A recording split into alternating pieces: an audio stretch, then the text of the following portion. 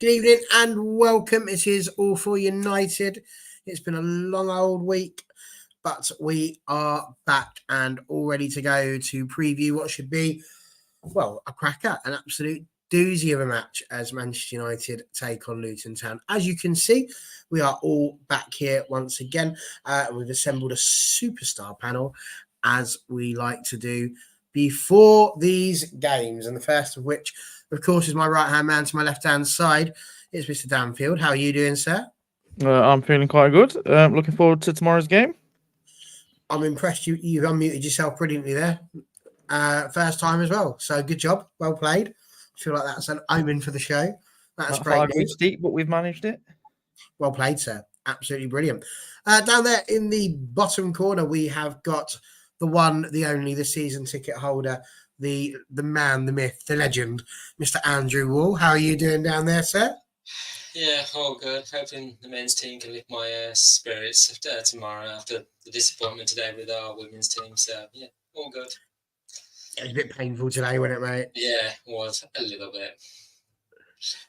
It's for those who haven't worked it out yet, we went to the women's game and yeah, awesome. Yeah. It could have been better. But there we go. Such is life. And just below me, we have got Simon Mills, who is joining us live for this evening's game. Simon, how are you doing there? I'm doing good, guys. Thanks for having me. Ready to get into some stuff about the game. Yeah, really looking forward to it. So thank you for joining us too. And hello to everybody else who's here. Georgie, good to have you back, sir. I'm assuming this could potentially be, come on, United. That's good. And then over here, we've got Leaky Bum. Very good. Well done. See what you've done there. And so I hope that's not your real name. Imagine. And Swalumba just down there as well. Lovely to see you all.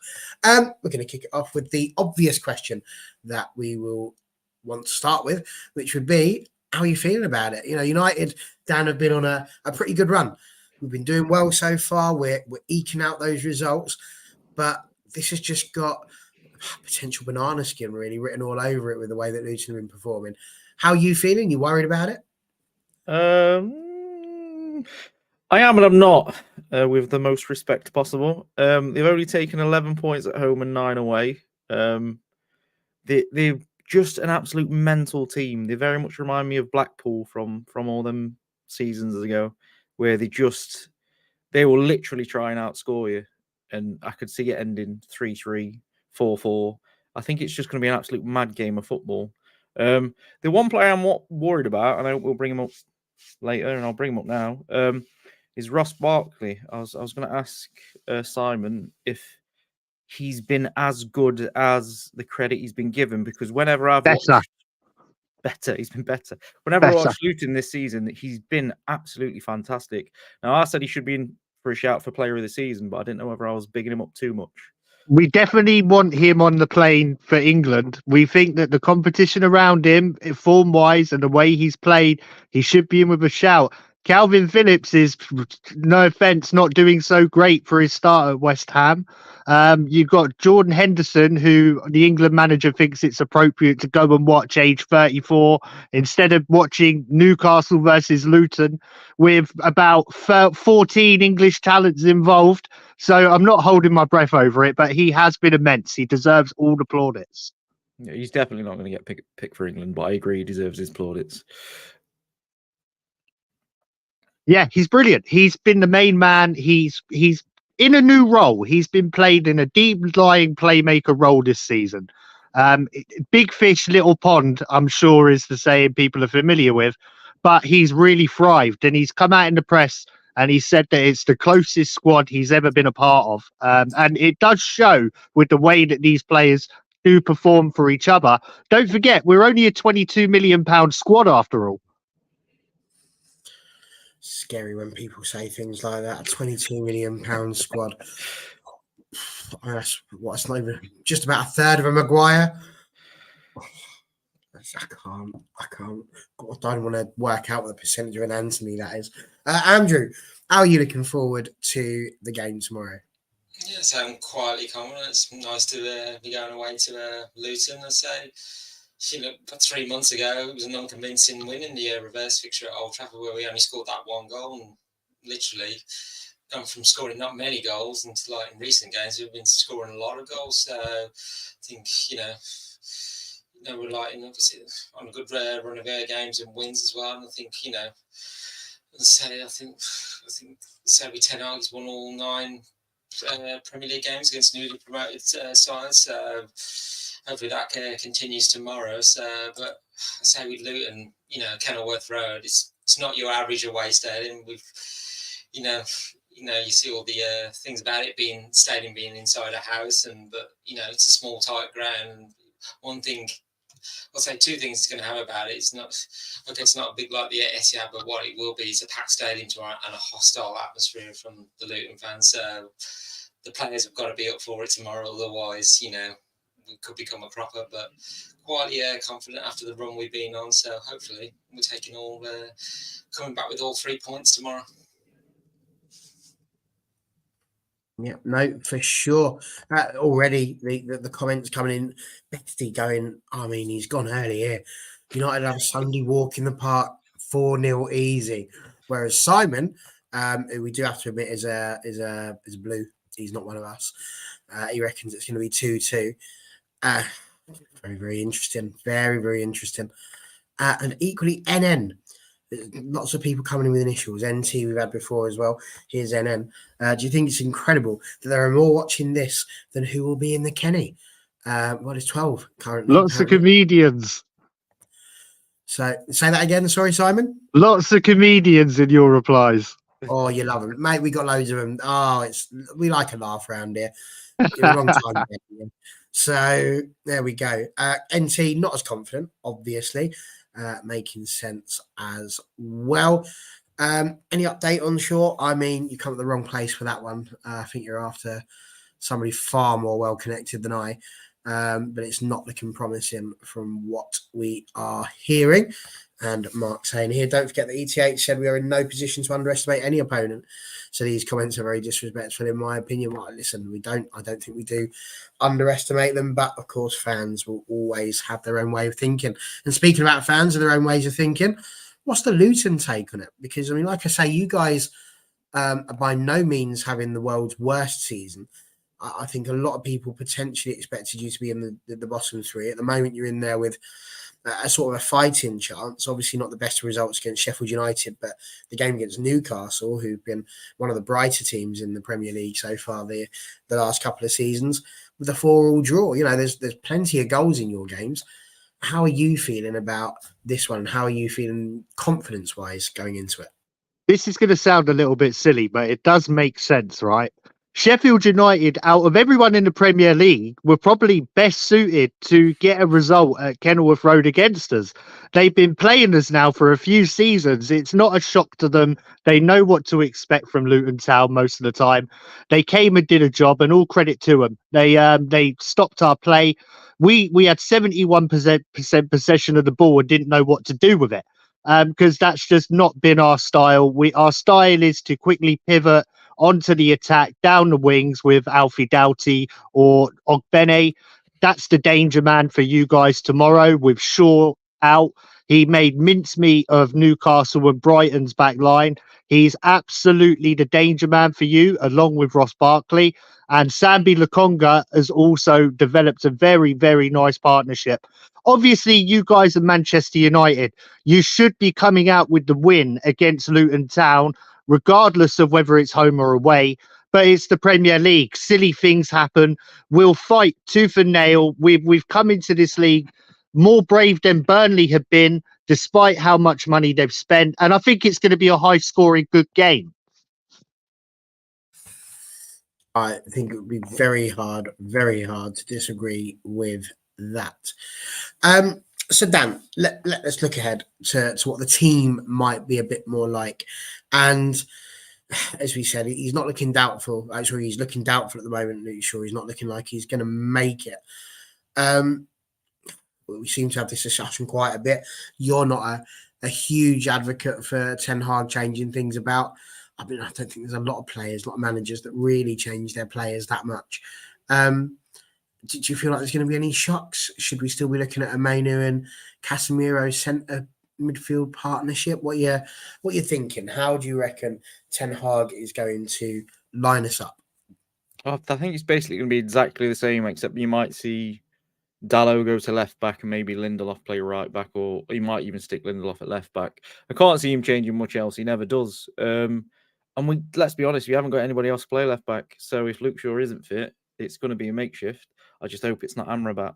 There's maybe an argument, and I say this with a bit of hesitance, that we could play a back three and play Anthony as a right wing back and Dalot as a left wing back. Because Anthony's actually quite good at tracking his man, but maybe not so good at the attacking side of it. So I don't know. I don't see any shocks like that happening. I think it will basically be whoever he sticks at left back. I saw someone suggest that maybe we should play Amas, who's only 16. So I don't think that's going to happen anytime soon. I don't even know what I would do, to be honest. We sort of backed ourselves into a silly position because we should never have sent Reguilon back, or we should have kept hold of Fernandez, whichever way you want to go for it. We shouldn't have let ourselves be in this situation. I don't know whether Wan-Bissaka's any closer to being fit. I don't think he is he? So, yeah. He wasn't with Saka. He said a couple of weeks for him, and then more weeks, obviously, for the other two, Mason and Malacia. So yeah, we're not seeing him. So unless Dalot can somehow split himself in half, we've got a bit of a problem there. And I'll be honest, it's a little bit of a worry for me because I think they'll target a left hand side. So they've got to think of something. I just don't think it'll be a huge shock. I think NT's right. Amrabat or Lindelof at left back. I think that's probably what it will be. Andy, are you going to pretty much go along with that? Would you advocate for Lindelof to be given the left back slot? I mean, I can't. I honestly can't, Andrew. I sit here and I think to myself, it's hard for me to realise what channel I'm on, because when I'm on WFC, I'm talking about the fact we don't have any fullbacks and we're putting the wrong people into the wrong positions for fullbacks. And then when I'm here, I'm talking about us not having a left fullback and wondering who it's going to be in the left back. And it's like Groundhog Day. I don't know what's going on. What is it with Man United and fullbacks, especially at the left back position? Why can't we just get some that bloody work? I don't know. I just feel like it's for both sides, the women's and the men's. We just can't get, fullbacks that fit enough to start. I mean, yes, Ten Hag said he's optimistic Luke Shaw will make the cut, but it's touch and go. But it's more than considered of like Wan-Bissaka. That injury, we don't know what it is. So Malacia is out with his knee. Martinez, we know, is out for like the next couple of months. So if Shaw doesn't make the cut, then Lindelof is the solution in the defence. But does Ten Hag need to, alter much of that starting 11?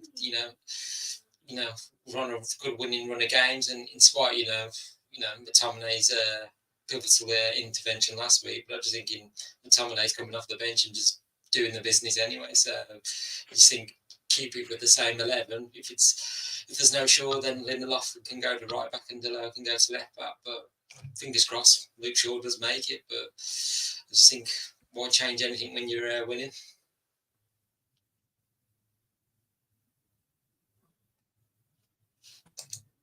I mute myself there in time. Unfortunately, lots of people saying Amrabat or Lindelof. It's not ideal having Amrabat, says Mark, but it's a better option than Lindelof.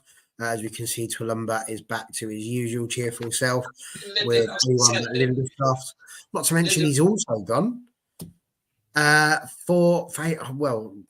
thinks we're going to lose to Luton as well. So, sorry, Andy, what were you saying there? I was going to say Lindelof has played left back before, from remembering right, so he can do a job there, but it's ideally it's either centre back or right back he goes at. But yeah, hasn't he played right back for Sweden? Yes, I think so. Yeah, he has.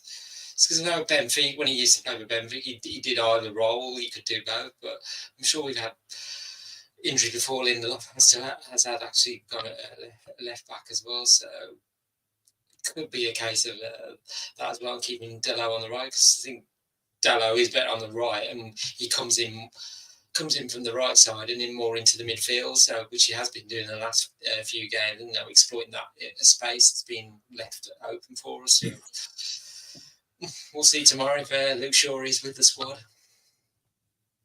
Yeah, it'll be very, very interesting. NN saying it's simple, beat Luton tomorrow and then keep moving forward. I wish it was that simple. And no, don't want to see him at left back. No one in the right minds would, but let's not compare it to supporting Arsenal. Just saying, I mean, Arsenal at the moment, would it be the world's worst thing? I mean, look, as best he says here, ask how on earth does company still have a job? I presume it's because he's currently the manager of Burnley, not the manager of Man City. If it was the other way around, I think it would probably be the end of the line for him. Simon, I suppose for you guys, it doesn't seem quite as bad. By the looks of things, Mads Anderson, Tom Lockyer, and the brilliantly named Marvellous Nakamba might be missing out. But other than that, nothing fresh for you. What would you think your lineup's likely to be? You thinking? I could name it now for you. The only question mark over who doesn't start out of our normal lineup. Ted and Mengi is going to start. He's fit. Thanks for selling him us so cheap. He's been absolutely wonderful this season. You did a great job developing him for us and selling him really cheap. I don't know why. I don't know. I think he could actually do a job at Manchester United with what you've had going on this season. So thanks for that. But the only question mark for me over who starts will be between Andros Townsend and Tahith Chong. It depends how we want to do. If we're going to go for a high press all game, you'll see Townsend start. If we're going to go for a more subtle way of carrying the ball, you'll see Tahith Chong start. Again, from you guys. So he came from your lot, didn't he, initially? He did. And, well, thank you for reminding us of that fact as well. Let's hope they don't come back to bite us on the backside like they generally tend to. But we shall see.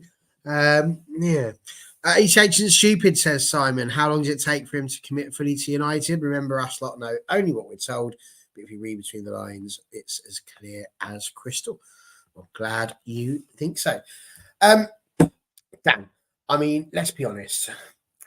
When you're looking through the fixture list at the beginning of the season, you look at a game like this and you think to yourself, well, that should be 3 points. They're only a point off the relegation zone as it stands at the moment. This really is going to be a very, very, very tricky game for us. And it's not one of those where you're going to think that Luton will necessarily stick loads of people behind the ball. If that's the case, and they are going to be a little bit more free-flowing, does that fall into our hands a little bit more because of the fact that we're not having to try and break a team down?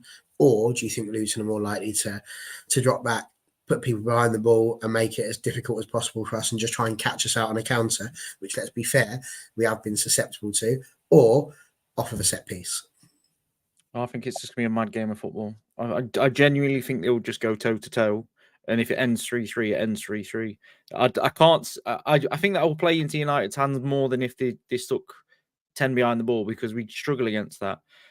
It's going to come down to who can finish better on the day tomorrow.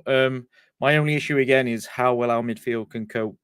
We need to get control of the ball to have any success. But I'm really looking forward to this game. I can genuinely see there being lots of goals and it just mayhem, because depending who scores first as well, if they score first, then it's going to be even with crowd and everybody up.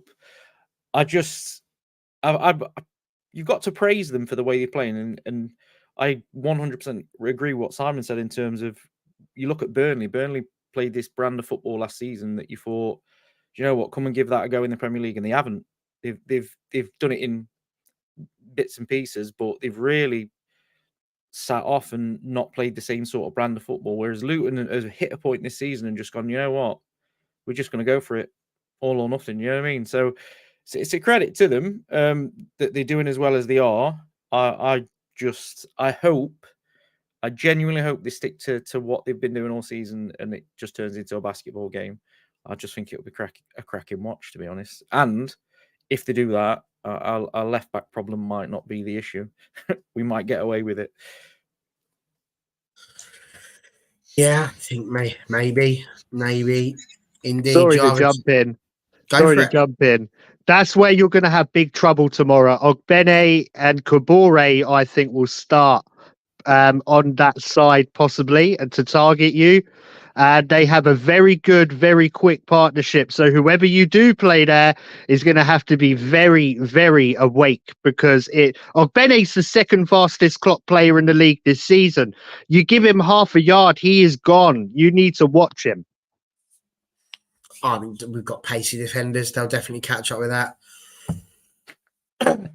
Sarcasm there. It's absolutely not the case. Can you imagine Harry Maguire in a foot race against that lad? Or even Lindelof on him. Christ. Perhaps we need to stick an Anna on the halfway line and just fully try and go for the offside trap. I don't know. But yeah, we shall see. Andrew, I was going to ask you with regards to how Luton are lining up as it stands. They've gone for a good blend, it seems, of both youth and experience. Obviously, Andros Townsend, very, very experienced and not a bad player at all, really, to be fair. They've already mentioned Chong, Barkley as well coming in there. They've got some great players in Ted and Mengi, Alfie Doty. It's going to be one of those games, as Dan says, it's either going to be toe-to-toe or it is going to be that Luton do try and come out and be a little bit smarter and a little bit more tactical. What way do you see that game going? And do you see a team in Luton that could cause us problems, especially given what Simon's just said there about the pace, to add to our wonderful set-piece records? And, of course, the fact that at the moment our defence is, what's the goal difference still 0? I think it is. We're pretty much just stuck on the same amount of goals as us, funnily enough. Someone did a comparison, a direct transfer spend comparison to goals. And I think it was like our goals are working out at about 600 grand this season, while you're on the exact same number and it's worked out at about 31 million per goal. Something insane. So you really do need to step up the goal scoring this season. I mean, thankfully we can afford £31 million, but it's like it's not per goal. But it's not great. Andy, what do you reckon, mate? I was going to say before Luton lost to Sheffield United, they hadn't lost a single home game by more than one goal in this campaign. So they've only suffered narrow defeats to City, Tottenham, Arsenal, Chelsea. Stole a point off Liverpool. So before that defeat to Sheffield United, I think they've been on a 6-game unbeaten run. So, I mean, survival's in Luton's hands. They've, got a 1 point advantage over Everton, if we played a game more. So, I think it's in their hands to get out. I think from the start I saw only Spurs who found the netting more consecutive Premier League games than Luton have. So, although there'll probably be no wars for guessing which team kept Luton at bay last in the top 5 last, which was us. But that was a hard game at Old Trafford, and I mean, I'm expecting the same again. So literally, Luton set up to be compact, and frustrate us, which they did, and could have nearly. The way we were playing 3 months ago, they could have easily nicked all 3 points from us. But I'm just thinking, the way we are playing now, and especially with Rasmus Højlund, 5 and 5, he just seems to be on a hot streak, and I'm hoping he's going to be 6 and 6 tomorrow. So, but say. Since the start of the year for us, in our games, we've netted at least 2 goals in each of our games. So we don't want to be coming a cropper tomorrow as well and say a 5th successive win on the road. Feels like a feel good factors coming back with inside Old Trafford as well. So it's just, I'm hoping tomorrow we can just carry on the good time. And just carry on forwards. Looking at the fixture run up until the end of the season, and if we do want that Champions League spot, we've got to be beating Luton and in the games that we've got coming up ahead, because otherwise we're going to maybe just miss out if that 5th place does not become Champions League spot. So, but yeah, with Luton as well, I was thinking they've got a good squad there. I'm looking at the squad, like Mengi going there. I was like, I've seen a couple of games he's been involved with, and it's just like, I almost wish he was there back at United. I'm thinking he was definitely had potential at us, but say he wasn't getting the game time, and like I say, he had to move on. I mean, Tae Chung as well was just like, you know, he's done well at Luton so far. I'm just thinking, even Ross Bartley, I was thinking he sort of revitalised his career at Luton because he wasn't doing well at Chelsea. So he moved on, and like I say, he's playing more regularly. That's what players want, regular game time, which Luton have afforded him to as well. So I just think, yeah, it's going to be an interesting game from Luton tomorrow. So let's say hostile atmosphere, everyone's going to be up for it. So we've just got to be on our toes because we can't, you know, can't have any defensive vulnerabilities on us. Yeah, no, absolutely. Simon saying Rome wasn't built in a day, but United have to accept the shape of things right now. Slowly coming, but regarding this particular contest, anything can happen. And he's not a million miles wrong, is he? He certainly is looking like it's coming together. But on the flip side, Mark saying Luton took Liverpool at 90 plus minutes, took 4 points off Newcastle. They're not going to be scared of us. There's not many people, I think, that are scared of us at the moment, except maybe our fans. If they both turn up, the gloves are off. Woohoo! Let's hope for. I think he wants action because Acton's just a terrible place. Really, we don't really want to go there. So better hope for some of that. And yes, that is the spirit. Simon, a slightly different question for you. Obviously, there's been a lot of talk going on this week for Man United about what might happen around the ground. The type of redevelopments that we might be looking for, the fact that we're getting in touch with our council, and potentially there's going to be a bit of a change. I'd like you to talk to us a little bit from a Luton's perspective about your ground. I've been there once. Sure. It was a very interesting place to go. I had to walk where we parked the car when I was in with the media duties, because I live in Stevenage, so I'm really not far away from you at all. And whilst working with Stevenage, we parked in the car park and we literally had to walk the entirety around the ground, which included going to an alleyway, which was quite entertaining. What do you make of your ground? Because you would have taken Kenilworth Road, obviously, from being an old Division 1 side back down to the lower echelons of the leagues and then back up again. A lot of people, when you came into the Premier League, were taking the mickey out of it. It's a very interesting stadium insofar as people can see it out the back of their house, and even where the stairs are. What did you make of all that as a group of fans? Did you just sort of take that on the chin and think to yourself, so used to it? We're so used to it. We don't mind people having a laugh about Kenilworth Road because almost every time they're not coming away smiling. It's an old school. It's an old school stadium. She's over 100 years old. A whole community has grown up around the stadium. We are very much a community club. Kenilworth Road might not look much to some of you, but it's home. We love her. We fill her. We make her loud, and we want to make it an intimidating place to come. And I'll tell you something, the players, when they get there from clubs like Manchester United, from Manchester City, it is not a nice place. You know, the changing rooms are very tightly compact. Everything's very close together. There's not enough room to move about anywhere in our stadium. And it's in a way played to our advantage because, you know, we make use of that atmosphere. You're so close to the players when you're in the stand, you're so close, you can breathe on them. You know, it's an intimidating atmosphere. So we don't mind people having a little laugh because we tend to have the last laugh at the end of the game.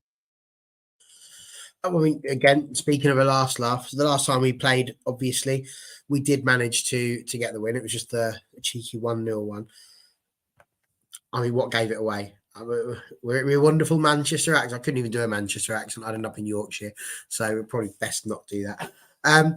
But yeah, it was 1-0 in the previous game. Have you managed to get around and see any of the Premier League action away from Luton? Have you been? Yeah. I managed to go up to the Aston Villa game. I tend to go to home games more due to work commitments, etc., and I have a lot of commitments online these days. But the thing is, I love Kenilworth Road. I've been to like quite a lot of championship grounds, Peterborough, you know, all the old school grounds in the lower leagues. When you've been to like Braintree away, it does seem a bit overwhelming up in the Premier League 13 years later. But it's amazing. I want to go to the Liverpool game. I'm trying to arrange that. So hopefully we could do a job over them for you lot. But no, it's just special. It's a special season. A lot of people are enjoying themselves. the atmosphere's there, and it's been a great ride. And I truly do believe that we can survive this season.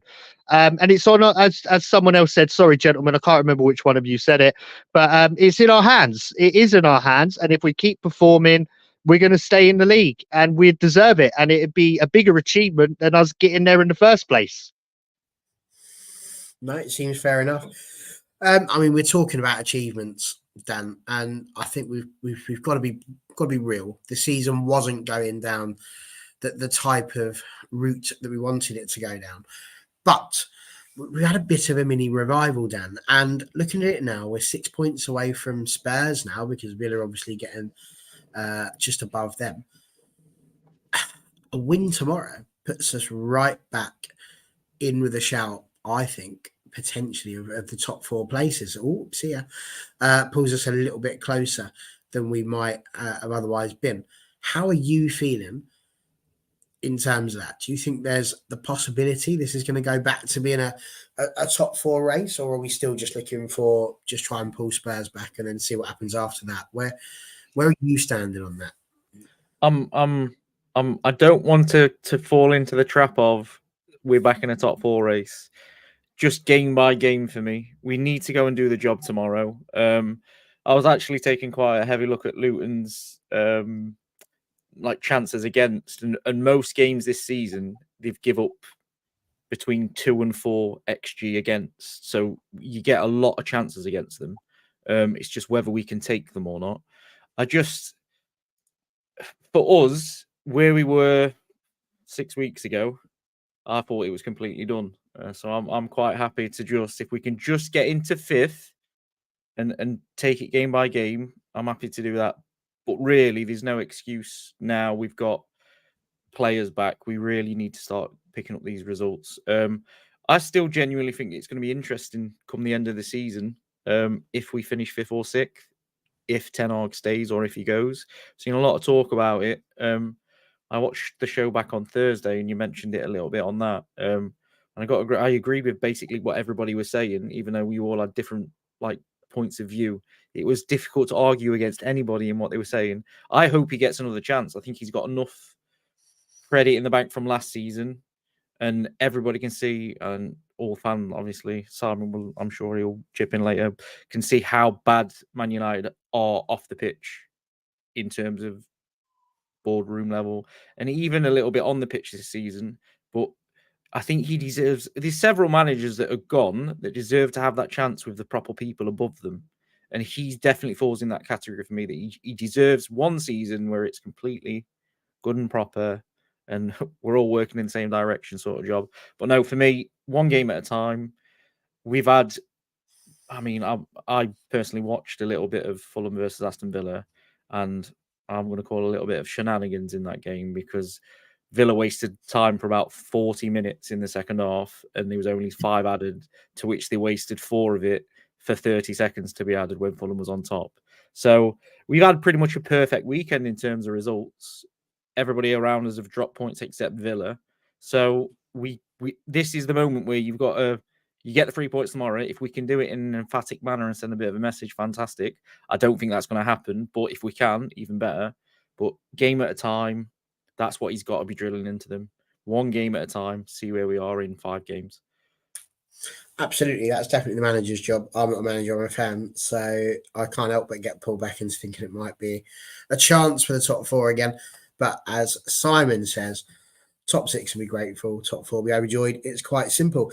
Andrew, NT's talking about Martin has been out again. He'd be much more confident if he wasn't.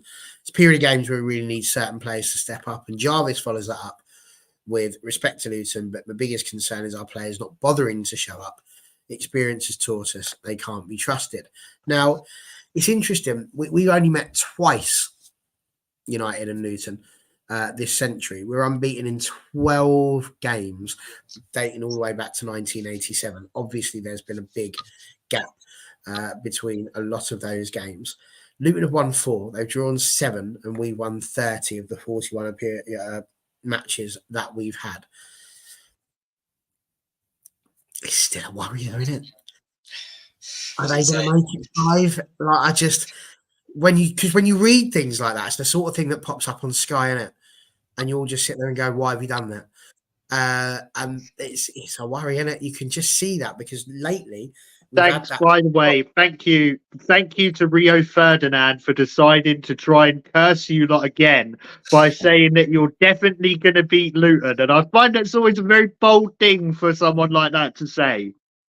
I don't know why they do it. I don't know, and you can just see it popping up. First defeat since 1987, ignoring the fact that we probably only played we have only played 12 games since then, which isn't even once a season. That'll be the big thing, won't it? If we don't win, that's going to be the sort of stuff that's going to be coming up against Ten Hag.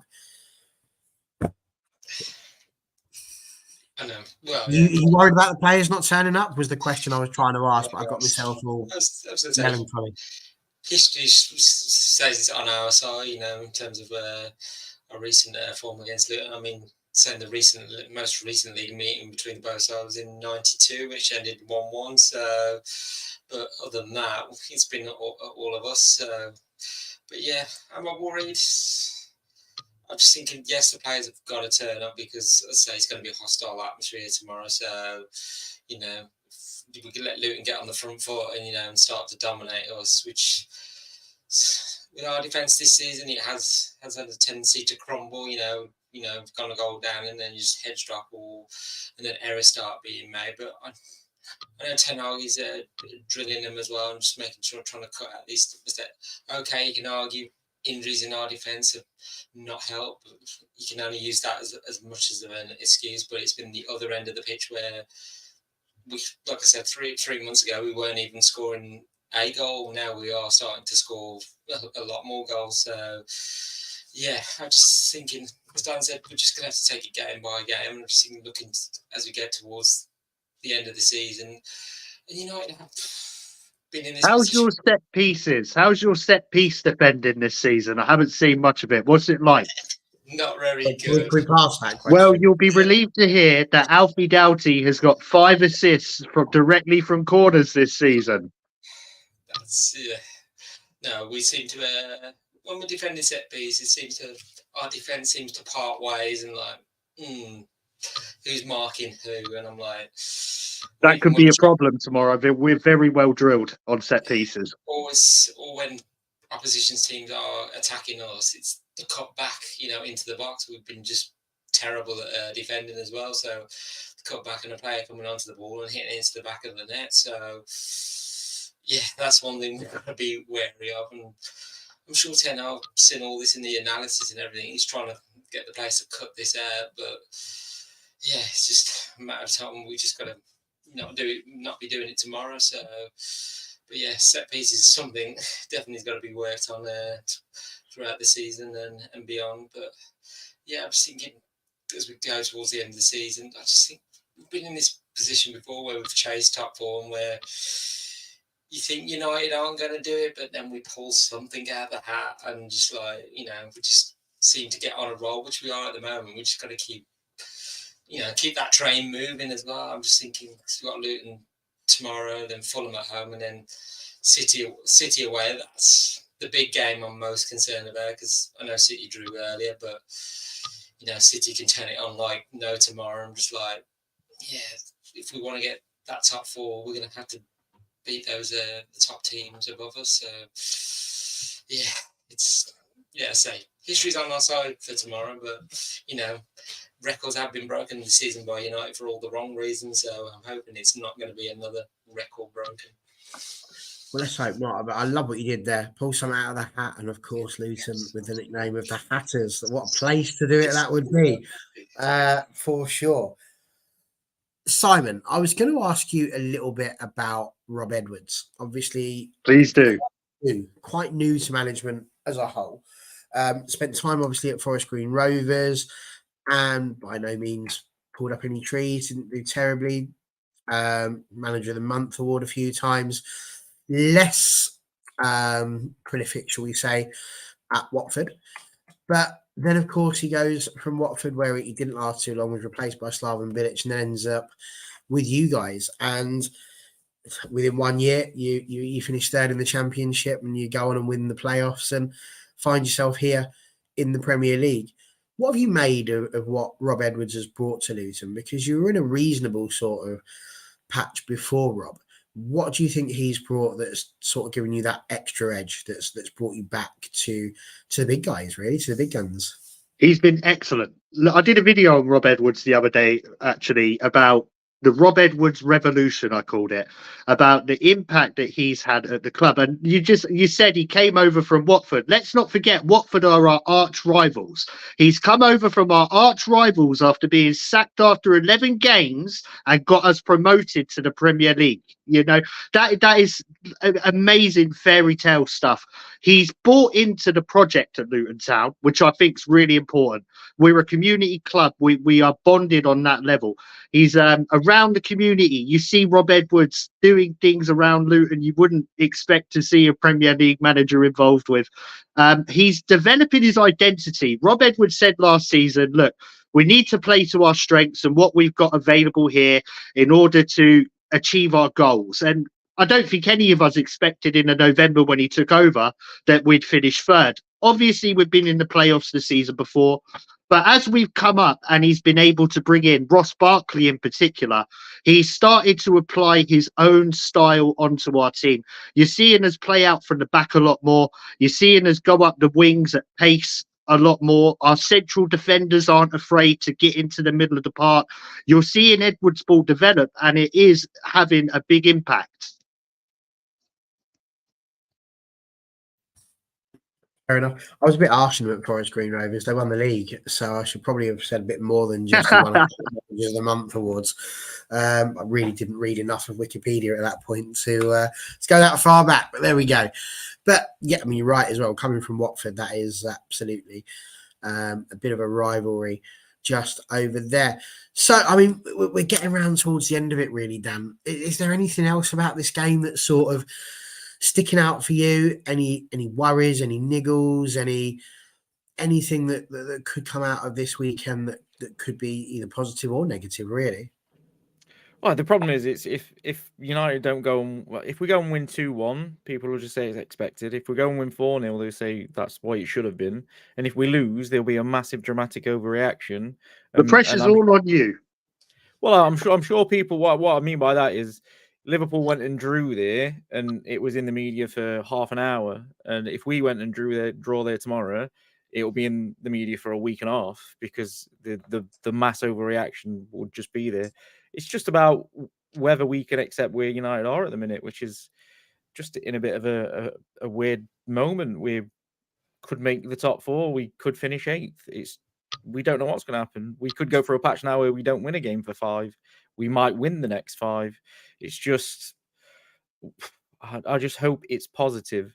And more so than anything, we need to start seeing some performances on the pitch as well, because we've been good at getting the results lately, and some of the performances have been all right, but we really need to start showing something more than just nicking a result here and there to get us to the end of the season, because Ten Hag's he's getting the time on the training field now to be able to say, right, this is what I want you to be doing. This is what you need to be careful of. This is how I want us to play football. We've got Mainu and Casemiro as the 2 holders, so we should maybe stop conceding as many goals, or they should at least be a little bit of fluency to the play. Again, I was looking at some more Luton stats, and it doesn't look like they tend to have a huge amount of possession, 30 to 40% most games. They're quite happy to give the ball up, winging the ball back and hit you on the break, which is very similar to what we do, which is why I think it's going to be such a mental game of football.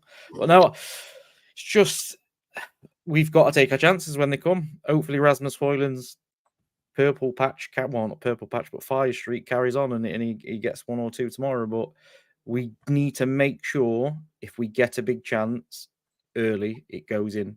I think I said something similar when we played Everton away. We needed an early goal, and Garnacho then went and did an incredible overhead kick, and we won 3-0. And we need something the same. We need to, in essence, if we can score off a first attack and settle some nerves, fantastic. But we need an early goal. Yeah, I mean, I think you're right. Andrew, for you, is there anything sort of sticking out in your head as being important that we maybe haven't covered yet? I was going to say, for tomorrow's game, I expect United to face a low block from Luton. I'm just thinking, our attackers will have, our work cut out, and obviously the defenders will need to be aware of the pace of Chong, Adebayor, and Barkley as well on the attack as well, and also the long balls into the channel. So we've got to be countering that. But if all goes to plan, and if United play to their strengths, and we don't give possession back to Luton to get countered, it should all work out. But Luton do have the tendency to drop off in their intensity as the game goes on as well. So, and say United will have to battle through that intensity and be wary of their aerial threats as well. So, we've just got to be sharp at everything, from our passing and shooting as well. So we've just got to, when we get the chance, we've got to score. So, and so the players have, so they've got to turn up and stick together. And I think at the moment, every game's got to play with such seriousness, and basically we can't afford to drop any more points at the moment. If we want to make that top four, then we literally got to be winning, I'd say, every game until the end of the season. So if we want to salvage something out of it, so yeah, it's definitely going to be a hard-fought game tomorrow, I think. Yeah, no, absolutely. And Simon, we're going to ask you the same thing, but I also wanted to ask you as well, not just if there's anything else really about tomorrow's game that you wanted to bring up, but as a Luton fan, what your sort of highlight, I suppose, of being in the Premier League so far this season has been? What is there a particular performance that you look at? Easiest question of the night. Easiest Oh, I question of the night. The highlight of my season so far is making Garth Crooks look like a complete fool after he said he can't take Luton Town seriously and we'd be down by Christmas. So making him look silly has been a personal highlight of my season. I've got to be honest, making Garth Crooks look silly isn't the hardest thing that I think anybody's ever had to do. I can remember him a few times at Stevenage, and I just think, yeah, bless him. Good footballer, terrible pundit. But yeah, was there anything else about tomorrow that you felt you wanted to? I'm feeling good. Feeling good. I think we're ready. Sheffield United was a blip in what has been a very good period of form. Rob Edwards hasn't made a habit of the lads falling into bad vibes because of a result that's gone against us. I think we'll be up for it. I think that we're going to try and exploit down the wings. I think that's going to happen all game long. We're solid in the middle of the field. And yeah, you're right. I think there's going to be a lot of low block element in this game and hitting you where it hurts, hopefully. But yeah, you should win this game. You should win this game. Let's be honest. The pressure's on Manchester United. So we've got nothing to lose. So we may as well just go for it. Okay. What do you reckon the score's going to be? We're going to score. I reckon it might even be 2-2, 3-2. I'm 2-2 on the optimist side of me. 3-2 United for the negative side. If we might even snatch it. You never know. It's one of those games. You can't predict it easy. Interesting. Well, we're going to try. Andrew, what do you reckon? So, how our defending goes, but I'm just thinking our attack, has been on fire ever recent, so that's going to be hopefully we continue in the same form in the last few games. I mean, Luton have been good at home, but obviously their confidence has been slightly dented from last week, losing to Sheffield United 3-1. So I'm going to go exactly the same score for us, so 3-1 to United. Fair enough. Dan? I'm sorry, I've just been distracted there because I don't know whether this is right or not. I need to check it. But Spurs have got Liverpool, Arsenal, City in a row. I'm not entirely sure what that's got to do with the scoreline tomorrow. Well, I'm getting all excited about fourth, aren't I? Because they've got Man City, then they've got Arsenal, and then they've got Liverpool. They're not going to win all them games. About this, Dan, let me help you. Just bring you back down to earth just for a moment. Is that even if we do catch up with Spurs, we've still got to get to Villa.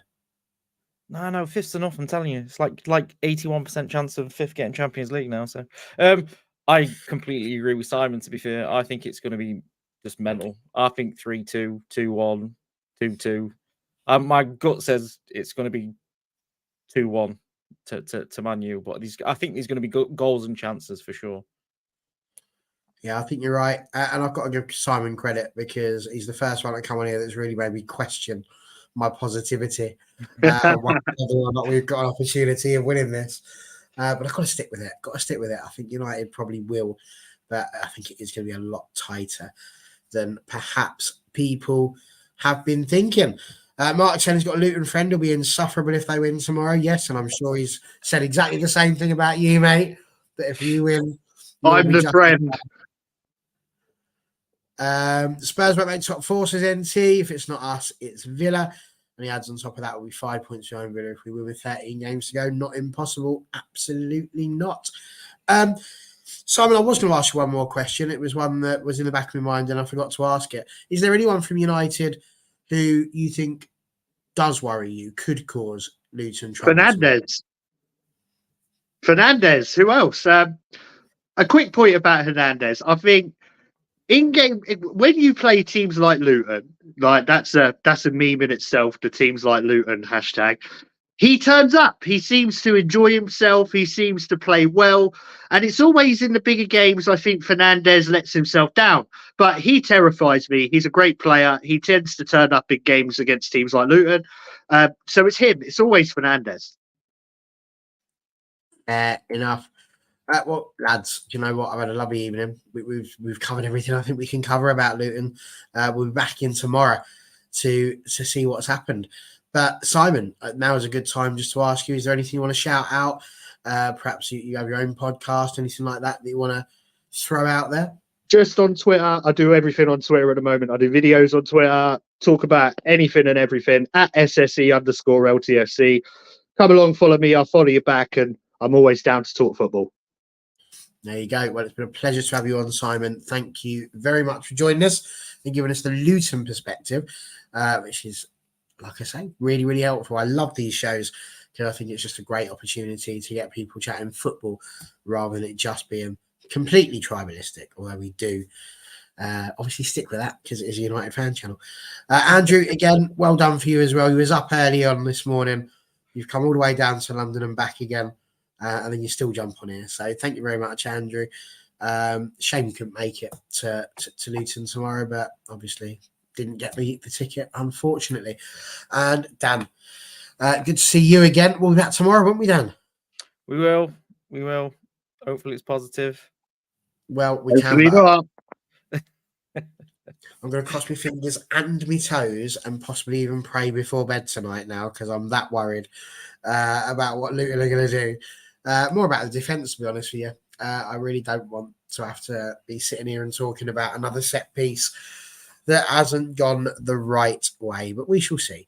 We'll see how we get on. Tomorrow night, we will be back. It'll be 8:30, as ever. We'll be right here, as ever.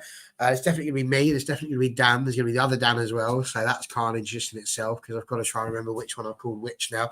They've had that many nicknames now, I don't know who's who, and neither do they, which isn't very helpful. So we will be back tomorrow with them, and it should be a superb show. Win, lose, or draw, we'll be here. Thanks to you all, and we'll see you tomorrow.